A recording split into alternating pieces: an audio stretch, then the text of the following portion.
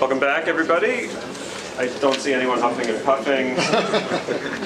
We're very pleased now to have Sudipto Guha of UPenn telling us about distributed partial optimization. Thanks, Bobby, and thanks to the organizers for inviting me and for all of you showing up, and those of you who will watch this at some point. So what is partial optimization? So think of your favorite optimization problem. Just any optimization problem. For the sake of an example, let's think this is the minimum spanning tree. Okay? Now here's the game we will play. You will give me some input. I will basically ignore your input. More precisely, I ignore some part of the input. In the case of MST, what this becomes is the K-MST problem, where instead of finding an MST which spans all the points, you actually throw out K points. Or think about having n minus K points. Now, this is a partial function evaluation. I gave you an input, which was n points. You decided to not evaluate it at K points. So this is known by a lot of different names in approximation algorithms literature: robust optimization, penalty avoiding, outlier based, and they all basically mean the same flavor of things. And this has had a very enormous, rewarding, and rich history in approximation algorithms. So Avrim and their first result of KMST onwards, the number of techniques that got developed to solve these kind of problems are fascinating. Now the question, of course, is, and I should mention that more recently, there was a paper on connected domination, and they actually tried to formalize this partial optimization, and there's a long survey of results on partial optimization. Now the question which we have is, if this is a workshop of uncertainty and optimization, why should we care about partial optimization problems? We may care about the techniques, but why those specific problems? And the answer, I was kind of thinking about Ravi's talk yesterday, and it got me thinking about the way approximation algorithms or optimization folks typically see this, that you're given an input, your algorithm transforms the input into an output, and you have a measure where you measure your goodness. And what Ravi was proposing is that we should look at different ways of measuring things: optimism, pessimism, and something in hybrid. But being more irreverent, I would question the input. So one of the first things I learned in a computer science class in high school was the notion that garbage in, garbage out. If my input is wrong, no guarantees on the output. But see, this is what is being slowly changed in all the talks which you have seen in today's morning session. Let's go back to what Sasha talked about. Let's go back what Yaron talked about. You all saw those three steps. There is data, then there is a model, and then there is a prediction or some optimization. And in fact, in Yaron's talk, there was this discussion of F and F tilde. So if you think of it as an optimization problem, it was from F tilde, do something which relates to F. In another sense, you're not believing the input F tilde. And that's basically the question. I see this as partial optimization. You're given input, which is noisy. You shouldn't believe all of it. But it's mostly true. What can you do now? And this ties back to the question which Avrim asked just now: is there any notion of hybridness? And there is a notion of adaptive refinement. I give you a whole bunch of data. What you do is you kind of optimize something partially, and then what you have not considered in your input, you kind of pay more to refine them. So I give you 10 numbers, 1, 2, 3, 4, up to 9, and then 2500. You come back and say, is this 2500 correct? And this is an adaptive process. One of the things Kamesh and I showed, that if you are just doing one-step refinement, that one-step refinement process is directly partial optimization. If you're doing multi-step refinement, things get significantly more involved, and you're on the path to multi-arm bandits of varying degrees of difficulty. So this is why I got excited about partial optimization. But let's step back for a second. Partial optimization is a fundamental question, irrespective of any refinement or anything. If you think of adaptive refinement, the adaptive refinement is the following question. What do you know and when do you know it? The when correspond to the adaptive steps. Partial optimization is sort of the flip side of the same question. What do I get to ignore and when can I ignore it? Okay. This being said, what's new? I'll talk about distributed partial optimization. In the sense, the input is going to be split across S different players, and they have together have to compute this optimization. So why is this hard? Eventually, I'd go to distributions, and all of you know that communicating distributions is a pretty nasty business. You have to send a lot of bits. It's not communicating, even in the case of independent ones, it's not communicating d-dimensional vectors.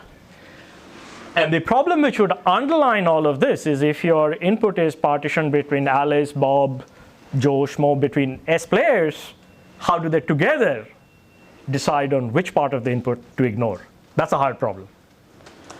So, and the goal here is you want to do this in small communication in space. So, without further ado, the main technical part of the talk, what am I going to talk about? So if you had a choice of doing distributed stochastic X for any X, what would you choose? I would choose clustering. So what are the models of clustering? Who here has not worked on clustering? Okay, it's still a minority class, but that's a substantial minority class. So think of the following model. I give you for now, do not think of partial optimizations, do not think of anything else. It's just vanilla clustering definition. I give you some bunch of points. You know the distances between them. I would talk about the Oracle distance model, specifically that you will give me 0.1 and 0.2. And I have some crank which I can crank and get a distance between P1 and P2. This is the model I'm talking about. So you give me some bunch of points. Oops, something happened here. It's an arbitrary metric space, Oracle distance function. The number of input points will always be n. So the target is you decide to choose k specific points as centers. In this example, you chose those 2 points below as centers. And you're thinking of covering this entire space by disks. Okay? And the measure of goodness is some function of these radii. You can think of max radius, the largest of these. That would be the k center problem. You can think of the average radius of these. That would be the k median problem. You can think of the average squared radius of this. That would be the k-means objective function, because k-means is both an algorithm and an objective function. So all of them fall in the same framework. So questions about this? Okay. Now, here comes the partial optimization. I would say that you again have n points, you have k centers, but you now get to ignore k points completely.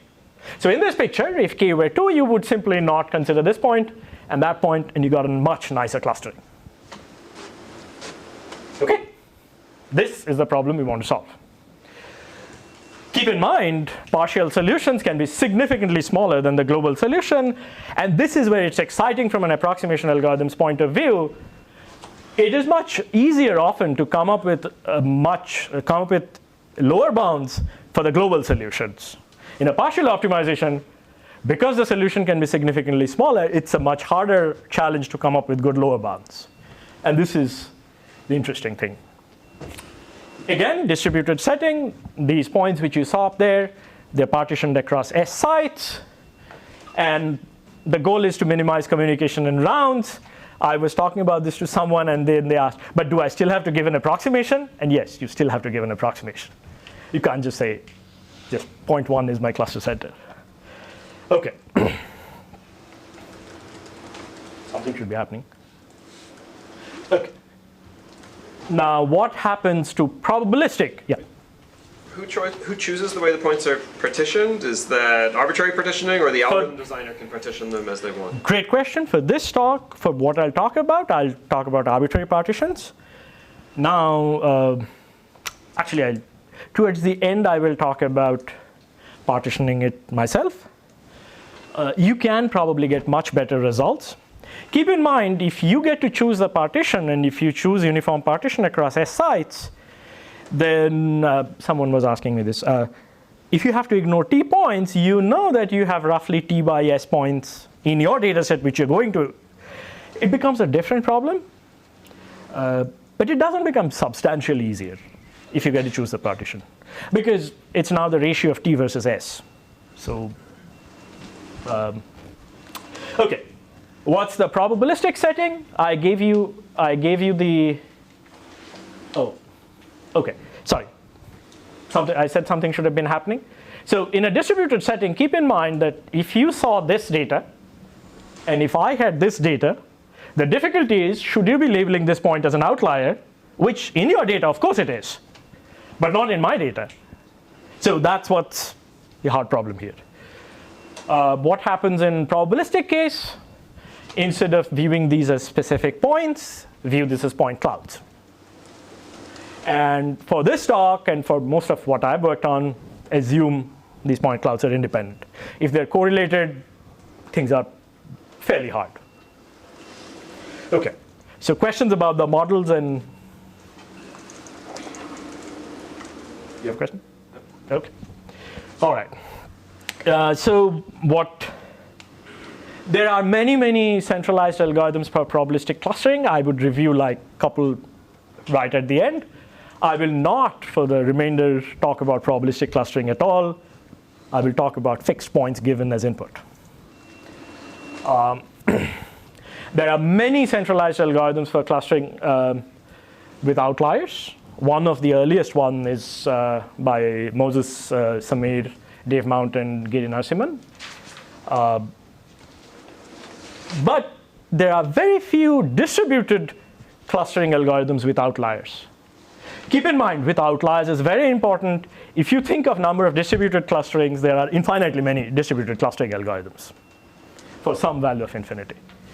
So this result, which I'm only aware of this one result, this was a result on K-center where you got to ignore t points. This was a 2-round map-reduce algorithm. The total communication of number of bits being sent around was roughly s times k plus t. It was in constant factor approximation, and this was in, I guess, NIPS last year. And Benjamin Mosley is here somewhere. Okay. Now, if I ask the question, what is known about k-median, k-means, your favorite definition of k-based clustering, nothing else is known. Let's ask another question. Do you know of any algorithm for distributed probabilistic clustering? Forget outliers for now. Point clouds, but the point clouds mean the points are separate in different locations. To the best of our knowledge, no such algorithm is known. So what would we do? We would solve the following problem of distributed probabilistic clustering with outliers. And for k-median means actually center even. And this will take out the entire cross product of this space. Okay. What will I show you in the next few minutes I have? I will show you a meta algorithm which works for general partial optimization. We'll kind of use it for clustering. We can show its application to other problems which are similar to clustering. Why does this work? The reason it works is something which I had worked with Nina, who's over there. We proved something which was interesting at that point, that a clustering of clustering, and this is the key word, a provably good clustering. If you got a lot of data and you clustered some of it, and then you repeated this process, you would get a good clustering. And you can actually prove guarantees about it. Our paper actually also addressed things on k-means. Somehow that has been reinvented. And interestingly, this result also applies to k-center. But in year 2000, there were many better algorithms for k-center, and there was no reason to talk about it. But this same idea will give you a distributed algorithm for k-centers, that a clustering of clustering is a provably good clustering. A similar statement holds for these other problems, and I will not talk about them in this. So, okay. So let's see the first idea. The first idea goes back almost 2 decades, and it's about moving or perturbing the points. It's the same phenomena that you'll give me an input, and I will keep doing strange things to it. I will not do what you give me. So for example, I first used this in the k-median approximation. That's a long time back.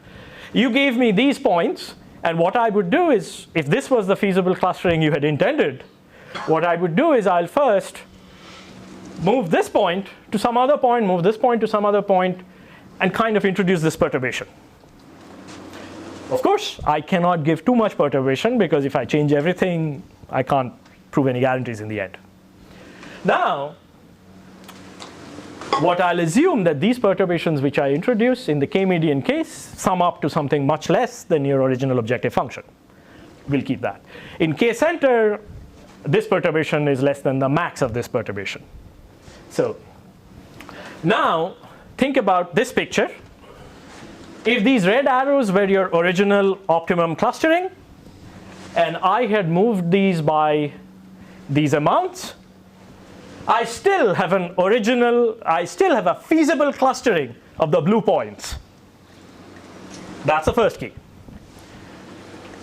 And once I have a feasible clustering, including with outliers, I can lose a constant factor, and I can get some other feasible clustering of these blue points. My final algorithm would be to take this some other feasible clustering, move these points back to their original location, and I'm done. It's pretty straightforward. All it needs is triangle inequality, and it works in any metric space. Question? What does each side do? It just computes its own clustering and its own outliers and sends it. That's next slide. I'll get to that. What does each side do? Okay. Okay. Or actually, it's in this. So one way of thinking about this: ask each side to solve its k-median with, say, k-median or k-center with t outliers. And what each side does, it sends you the medians, the number of points assigned to those medians, and the t outliers it has. And if you look at that, the total communication is S is the number of sites, K is the number of medians, each of them ignore at most t points. That's your total communication.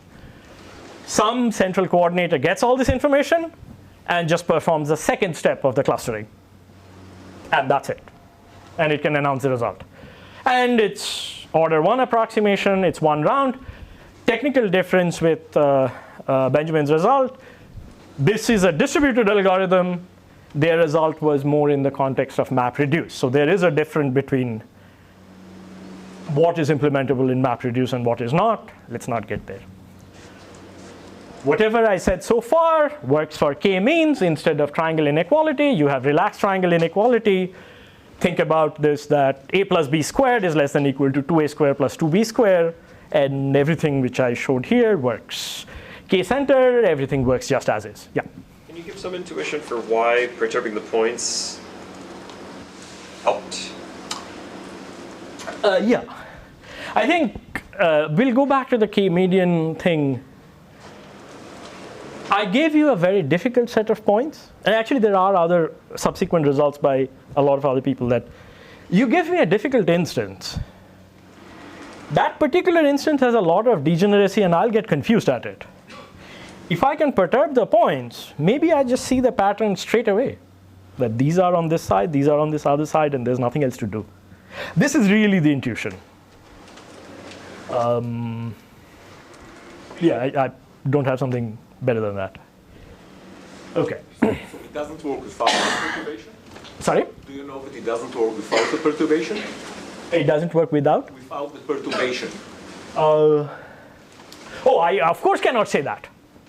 because the original sort of where we're looking at moving these points in the K-median, I mean, since then, Jain, Vazirani, and all these people, basically there's a whole other set of techniques which apply, which doesn't need this movement. So to say that I need the perturbation, I can't say that. But it's interesting that this technique existed, and now to solve a distributed problem, I can lean on it. This is all I'm saying. Yeah. Ravi. So, does your clustering of clusterings is a good clustering work irrespective of which method I use? Then I Roughly. don't need the perturbation. Roughly, all you need is this movement is not much. You can use two different algorithms at two different phases. And in fact, that was the improved result by Moses, Rina, and Leoden, who actually improved the data stream clustering by using two different clusterings at two different phases. So it does not have to be the same algorithm. Yeah, Nina. What's the advantage of coupling clustering and outlier detection? Why not do outlier detection as a separate thing from independent clustering? Like, so remove the T outliers as step one, and then do clustering. Great question. So I think these are coupled problems. Things are not outlier just by, if I give you 1 point, is it an outlier? I mean, this is a hard question to answer. So it can be a joint decision that I look at a set of points. Based on the subset of points, I say that these T are outliers, those n minus T are clustered. That's the best answer I can give. If it's distant from the clusters, centers, then it's presumably distant from other points as well, right? So. Yeah. Yeah. Okay, so that was idea one. Now, okay, before I go to idea two, so think about, we already have a solution which is S times K plus T communication. So in the next few minutes, let's see. I would argue with you that this communication is not very good, and we need to do better. So think about the following thing. Since big data is in the rage, we don't want to touch big data. Let's think about a modest data. You have about 1 billion points, and you have very little amount of noise, 0.01%. Okay? And so therefore, the number of outliers you're throwing out, or number of points you're not willing to consider, is about 10 to the 8. It's about 1 billion points. It's reasonable to say that I'll partition it across 1,000 machines. Each of them get in the order of gigabytes. This is something which you'd want to do. So now the problem is, if your communication is S times T, that's horrible compared to just communicating T. So the difference between S and T, ST and T, is enormous. And this kind of keeps showing up even for small s. If you bought a fancy machine and say that, oh, I'll use many cores to cluster and parallelize this, well, you might have improved your CPU. Your data transfer is completely make sure that you get nothing better. And so this communication of ST is somewhat problematic. Fundamentally, and yet another reason is, suppose you wanted a bicriterion approximation. You're not going to get it from here, actually. What may be that if this was your noise, 0.01% noise, maybe you're okay with 0.02% noise. Really, I mean, it's such a minuscule fraction. The entire framework which I showed you so far does not make it any easier for you to get a bicriteria approximation. And that we would like. So that's the idea too. The question is, how do I get all the different sites to agree on the T outliers? And I guarantee you this, I will set up the problem and you will know the solution. It's really looking at a picture. So what am I going to do? So we'll ask the question that suppose each site could solve the subclustering problem. What is the subclustering problem? I have some bunch of data. I get to ignore at most T outliers. So I can compute this profile that this is my clustering with 0 outliers. This is my clustering with 1 outliers, 2, 3, 4, all the way up to T. So I get this profile. It is monotonic decreasing. If I get to throw out points, things would decrease. The lower bound, and it all comes back to this. What is a lower bound? We are interested in devising a lower bound where the first site ignores T1 points, second site ignores T2 points, third site ignores T3 points, and the sum of these three things is at most T. Good. This is still a messy problem. And not to mention, I can't get these optimal profiles. So what are you going to do? Put a cost in it. Put a cost, no. But what are you going to do? It's in the picture. What are you going to do? Just convexify the whole thing. And once you convexify this, look at the convex lower envelope of this. That problem is trivial. It's just water filling. If you look in slopes, we know how to solve this. We've always solved this. And that's it. Keep in mind, I'm only interested in the lower bound. When I convexify this, I am not saying that that's any way related to an actual clustering. No. But it suffices for my purpose. How does the convexification work? So think about this. Now, this is a constant thing. You can take it away. No matter which t you choose, you're going to pay this. And now think of just the increment. So this is 0, 0, 0, 0, and then the numbers keep increasing. So you make sure I may have switched. This might have been n minus t. Sorry, that might be confusing. So you kind of take as many low numbers as you can, and that's the best answer you can have. There are other things which you can do with this. This whole profile business works with an approximation. Instead of having this red line, you would have some strange line here, which can be arbitrary, squiggly. Approximations need not be monotone. Remember that. I can get varying different approximations. But turns out you don't need to know this full profile. You can guess t in powers of 2 or some other thing. It'll work. One point which last point which I'll talk about. What this shows is actually something fascinating. The amount of time at each site actually divides by a factor of s. So if you had a quadratic algorithm, each of the sites now run a quadratic algorithm which is n by s. And if there's s of them, from an n square algorithm, you actually went to something which is lower than n square. And this is the question that you were asking. Can I do anything if I get to subdivide? And of course, this is what I can do. So I can use this entire distributed algorithm to speed up the sequential running time. Now, what is the balanced point? So this whole thing is n squared by s. I have to balance that with s times k plus whatever what the coordinator has done. So that is what would determine the balance point. But you have one way of speeding up computation. Okay. I will leave you one final slide on probabilistic clustering. So sort of one of the early works was Graham Cormode and Andrew. The clustering is minimize the expectation of some objective. The same objectives we saw, k-center, k-median, the k-means objective. You can think of all of the same things. Now, if this is your optimization, as long as the objective is based on an average or a sum, the expectation and the sum is going to commute. And therefore, what would happen is you're minimizing over some different metric. So for k-median and k-means, there's really not much else to talk about. The expectation and the sum commutes, the problem solved. What is interesting is if you're now trying to solve k-center, you now have minimized the expected max. Now, something which is known in the literature by many proofs, there are also some variants of profit inequalities. The expectation of the max is a constant factor of the sum of the tail bounds. And this is something Kamesh and I used. This was also in Kleinberg, Rabbani, Tardosh for bin packing.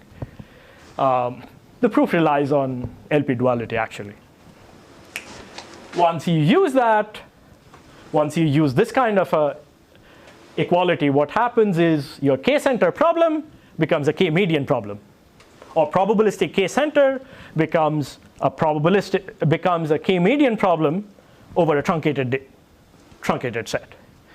Now, this algorithm, which we had in 2009, actually distributes in itself. The clustering of clustering is a provably good clustering.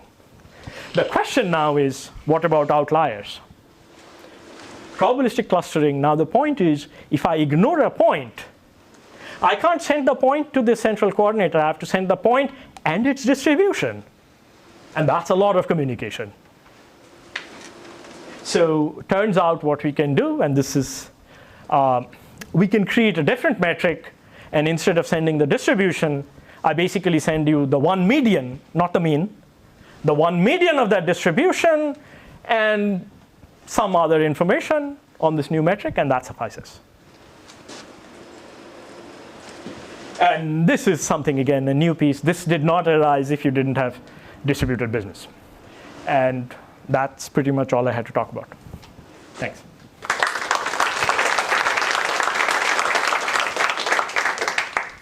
Questions?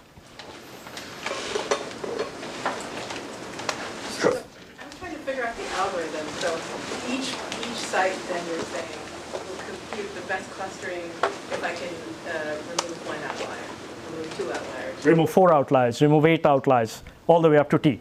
Okay. And then what do I do now? Then they would create this marginal. Then so let's talk about I'm the first site. I would say that how much cost I would incur per point when I go from ignoring 8 to ignoring 4. Okay.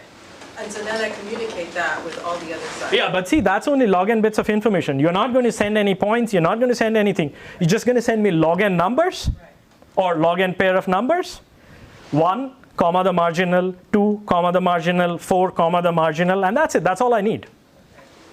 So the coordinator is going to find, okay, I ignore 5 points, you ignore 7 points, Shuchi ignores 25 points, and that's it. After that, we just solve our problems and send it to the coordinator. What water are you filling? Oh, what water am I filling? So this is, so if you see that I have convex functions, and this is a well-known optimization which is referred to in many literature as water filling. The picture which I showed, if you turn it upside down, what happens is the marginals correspond to potential of water. So imagine turning those picture and pouring water. Water will fill up to the exact height. This is the, yeah. It's known as water filling. Yeah. So all your outlier clustering algorithms are bi-criteria. All my outlier clustering algorithms are by criteria. Not correct, but you mean, so K-Chen had a result on Did the algorithms that you showed in its size? algorithms I showed in, no, actually, no. It appears, so it depends on what the coordinator does in the end. So there are unicriterion approximations for clustering with outliers. In the K-median case, this is K-Chen's result. Its running time is large, but you can use it in the second step. There are, for the K-center result, no bicriteria is necessary. For K-means, actually, I'm not sure if there is a unicriteria result. I'm not aware of it, but I can't say it doesn't exist. For the probabilistic K-center stuff, the same thing holds. It's unicriteria, actually. What the bicriteria, very good. What the bicriteria happens is, in the 2-round case, I get to ignore 5 points, Nina get to ignore 7 points, Shuchi gets to ignore 25 points. Then what we do is, I don't send my 5 points. I just send my medians, Nina sends her medians, you send your medians, nobody sends any other points. How does the proof handle this? You take your input, throw out these t points, which we have together decided to ignore, then throw out additional t points because of the optimization, and that's 2 t points. Yeah? What's the exact running time of your subcode? You'd have to balance the s times. So it's n squared divided by s, balanced with what you'd get is sk plus t squared. Is it a polynomial improvement or logarithm? It would be a polynomial improvement if t is polynomially smaller than n. If t is already n, this is a bad situation to do. So if the situation is I have n points and I get to ignore n raised to 1 minus delta points, then this would definitely be subquadratic. So it depends on that t. Yeah, it'd be like, so if t is square root n, I don't know, it's a little bit subquadratic, say n raised to 5/3, something like that. But you can optimize this. One other thing, you can do this recursively if you are interested. If you're really interested in getting it to linear time, you can do this recursively. But then you would lose in the approximation factor. So. Let's take the remaining questions offline, and thanks, Sudipto.